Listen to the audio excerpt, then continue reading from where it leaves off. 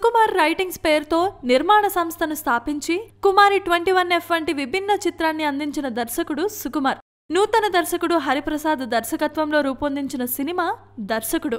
మరి ఈ సినిమా ఎలా ఉందో ఇప్పుడు మనం తెలుసుకుందాం. ముందుగా కథలో చిన్నప్పటి నుండి దర్శకుడు కావాలనే తపన ఉన్న కుర్రాడు మహేష్ ఎట్టకేలకు ఒక సినిమా ఛాన్స్ ని దక్కించుకొని దాని స్క్రిప్ట్ పనుల్లో బిజీగా ఉంటాడు. అదే సమయంలో అతనికి నమ్రత అనే అమ్మాయి పరిచయం అవుతుంది. ఆ పరిచయం కాస్త ప్రేమగా మారుతోంది. కాని అశోక్ మాత్రం తనలో ఉన్న దర్శకుడి వలన ప్రేమను కూడా సినిమా కోణంలోనే చూస్తూ ఉంటాడు.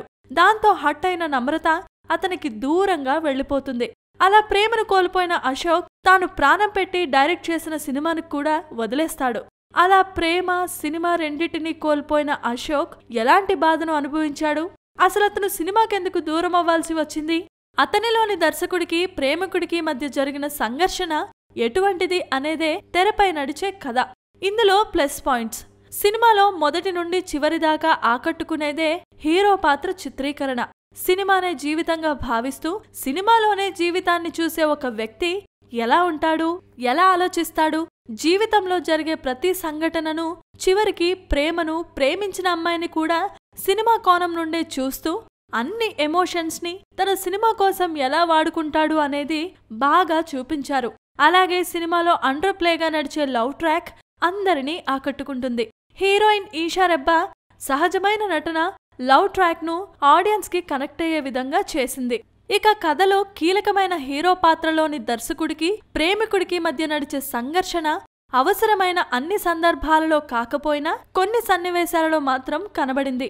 ఇంటర్వెల్ సన్నివేశం కొత్తగా స్వార్థపరుడైన దర్శకుడు ఎలా ప్రవర్తిస్తాడు అనే విషయాన్ని బలంగా ఎలివేట్ చేయగలిగింది. అలాగే క్లైమాక్స్ చివర్లో ప్రేమ తాలూకు ఎమోషన్స్ ను కదిలించింది.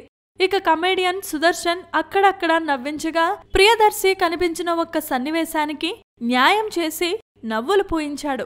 ఇక ఈ స్టోరీలో మైనస్ పాయింట్స్: కథలో ప్రధానమైన మైనస్ అంటే దర్శకత్వ లోపమనే చెప్పాలి. డైరెక్టర్ హరిప్రసాద్ జక్క పేపర్ మీద రాసుకున్నంత బలంగా తెర మీద సినిమాని ఆవిష్కరించలేకపోయారని అర్థమవుతోంది. ఆయన ప్రధానంగా చెప్పాలనుకున్న అంశం సినిమాల్ని ప్రాణంగా భావించే ఒక కుర్రాడిలోని దర్శకుడికి, ప్రేమికుడికి మధ్య జరిగే సంఘర్షణను పూర్తి స్థాయిలో ఎలివేట్ చేయలేకపోయారు.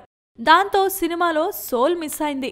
అలాగే సినిమా చివర్లో హీరో సినిమాకు, ప్రేమకు దూరమయ్యే ఘట్టాన్ని కూడా ఏదో అలా లాగించేయటంతో పెద్దగా భావోద్వేగం కలగలేదు. అంతేకాకుండా దర్శకుడు అనే టైటిల్ పెట్టినప్పుడు హీరో పడే సినిమా కష్టాలని అయినా కొద్దిగా జత చేసుంటే బాగుండేది.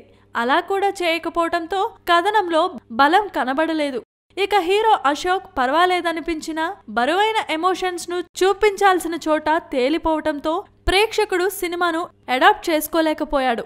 అలాగే సినిమా అంటే ఇంతే అంటూ ఫస్ట్ హాఫ్, సెకండ్ హాఫ్లలో కూడా చాలా సన్నివేశాలని రొటీన్ గానే తీశారు. మధ్యలో కామెడీ జనరేట్ చేసే ఛాన్స్ ఉన్నా దర్శకుడు వాడుకోలేకపోవటంతో రెగ్యులర్ కమర్షియల్ ఆడియన్స్ కు నిరుత్సాహాన్నే కలిగించింది. ఇక సాంకేతిక విభాగం: దర్శకుడు హరిప్రసాద్ జక్క మంచి అంశాన్నే కథగా ఎంచుకున్నప్పటికీ అనుభవ లోపం వలన బలమైన స్క్రీన్ ప్లే, హత్తుకునే సన్నివేశాలు రాసుకోలేక, నటుల చేత ఎమోషన్స్ ను పలికించాల్సిన చోట పలికించలేక సినిమాను పేలవంగా తీశారు. ఇక ప్రవీణ్ అనుమోలు సినిమాటోగ్రఫీ బాగానే ఉంది. సాయి కార్తిక్ నేపథ్య సంగీతం బాగున్నా పాటలు మాత్రం క్యాచీగా అనిపించలేదు. ఎడిటింగ్ పర్వాలేదు. నిర్మాత సుకుమార్ పాటించిన నిర్మాణ విలువలు బాగున్నాయి. ఇక తీర్పు: దర్శకుడు హరిప్రసాద్ జక్క కొత్తవారు కావడం వలన సినిమాను పూర్తి స్థాయిలో ఆకట్టుకునే విధంగా తీయలేకపోయారు. ఆకట్టుకునే లవ్ ట్రాక్, ఈషా రెబ్బా నటన, ఆఖరి 20 నిమిషాల ఎమోషన్స్ ఇందులో ఆకట్టుకునే అంశాలు కాగా, ఏమాత్రం ఎలిమినేట్ కాని సినిమా యొక్క ప్రధానాంశం భావోద్వేగాలని పలికించే సన్నివేశాలు లేకపోవటం, కామెడీ వంటి కమర్షియల్ అంశాలు లేకపోవటం నిరుత్సాహపరిచే అంశాలు. మొత్తం మీద చెప్పాలంటే ఈ దర్శకుడు, డైరెక్టర్లోని అనుభవ లోపం వలన దెబ్బతిన్న సినిమాగా మనం చెప్పుకోవచ్చు. Please subscribe. Hi, it's me Purna. Please subscribe.